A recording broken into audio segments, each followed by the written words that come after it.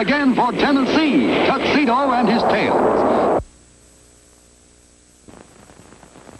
Come on and see, Tennessee Tuxedo. D. Tennessee Tuxedo. He will be parachuting for your pleasure, sailing seas in search of treasure, anything so he can measure up to men. That's Tennessee Tuxedo. A small penguin who tries but can't succeed, though he may fail. As he rise for fame and glory, still he tries in each new story tale.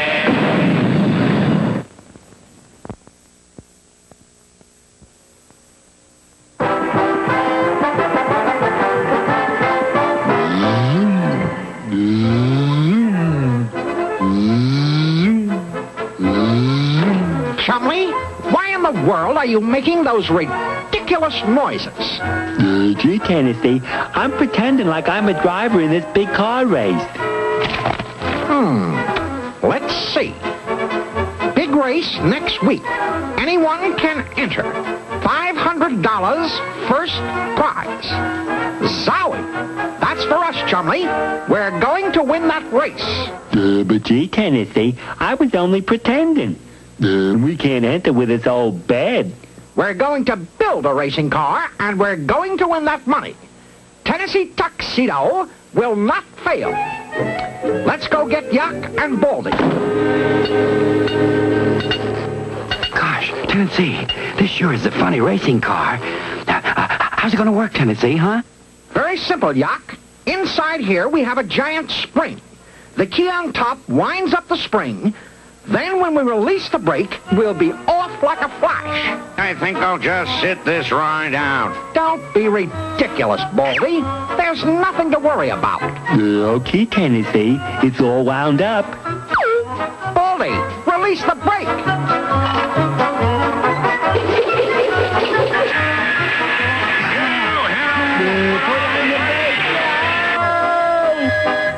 I think there's a flaw in the ointment. Maybe we should go into the well-digging business. That's ridiculous, Chumley. What we need is a new design. What's this big rubber band for, Tennessee? Is this a car or a slingshot? That's our motor, Baldy. This rubber band should be perfect. This is as far as she'll go, Tennessee. Put on the brake, Yuck. All right, men. Here we go.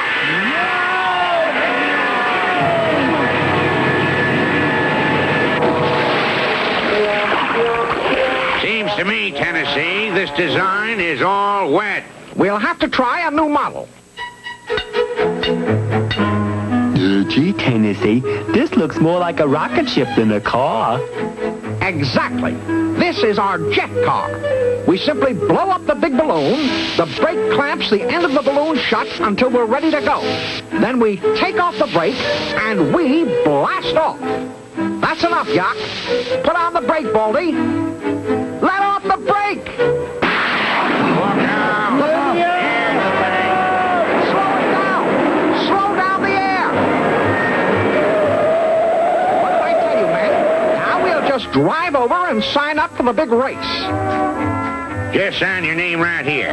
Now you're all set except for the $100. $100? You have to put up $100 if you're going to enter the race. Oh, no. Gosh, Tennessee, we don't even have 100 cents. Oh, how are we going to enter the race? And with all that money? Hey, that's a great-looking car you got there. You want to sell it? We'll give you $10. Sell it? We won't sell this one, but we'll build you one just like it. Great. Just so we can have it in time for the race. Oh, I'll take one. Oh, Yeah, I'll take one, too. Yes, I'll take one. All right.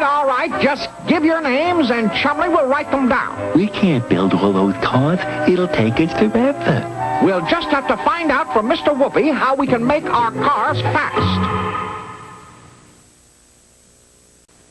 Well, do you have a riddle, Chumley? Yeah. Why is a farmer cruel to his corn? Because when it's grown, he pulls its ears.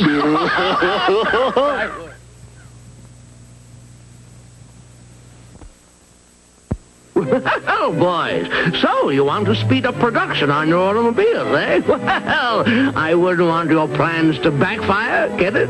Well, what you need is assembly line production. Gosh, Mr. Whoopi, what's that mean, huh? Let's take a look at our flashy, flexible, three-dimensional blackboard.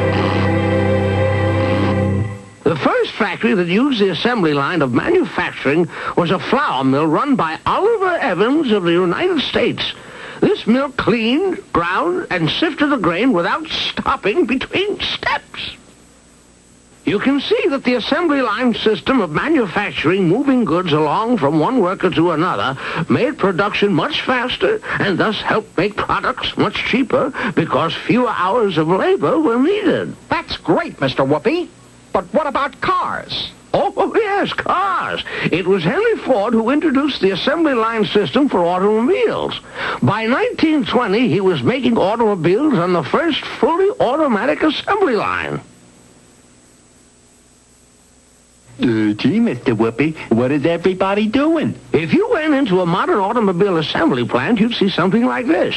First, the bare framework placed upside down on a long, slow-moving conveyor belt. Next, someone fastens on the rear suspension system, and the next man bolts on a rear axle.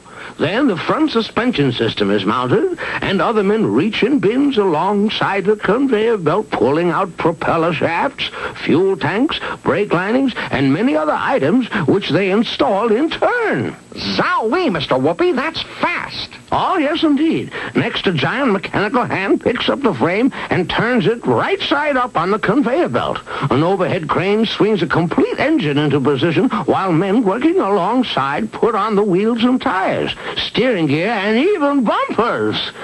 A moment later, out of an opening in the ceiling, a complete car body is lowered into place, and in pits underneath, the assembly line men tighten bolts to hold the body to the framework, and other workers around the car connect tubes and wires, put on seat covers and floor mats and all the rest.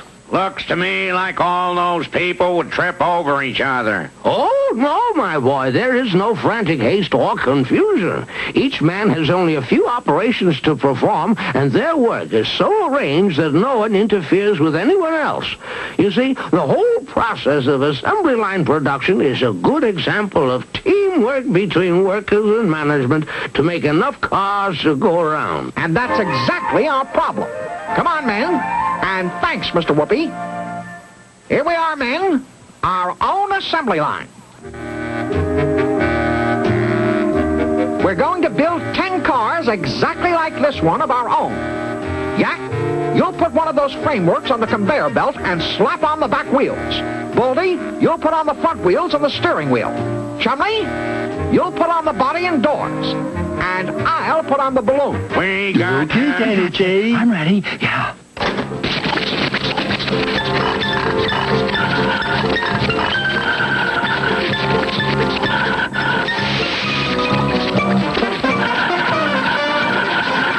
Oh, gosh. There's no more pins to hold on the wheel. I'll just borrow one from our car. Uh-oh. Out of bolts. I'll just borrow one from our car. Gee, there's no more hinges for the doors. I'll just borrow the ones from our car. That's it, men. 10 brand new cars. At $10 apiece, that makes $100. Just the amount needed for our entry fee in the race. And we're sure to win. And so, racing fans, the drivers and crews are ready to leap into their cars at the sound of the pistol. And there it goes. Let's go, men. Oh, great. The doors fell off. No time to worry about that now. Tennessee Tuxedo will not fail. Yak, let off the brake.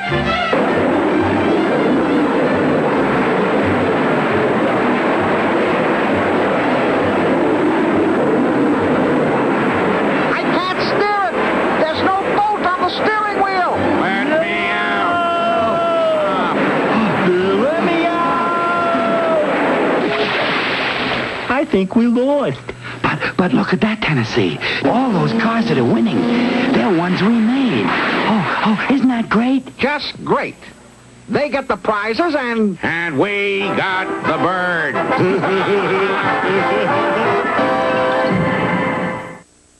Now stay tuned for the Private Eye with the totally cool guy.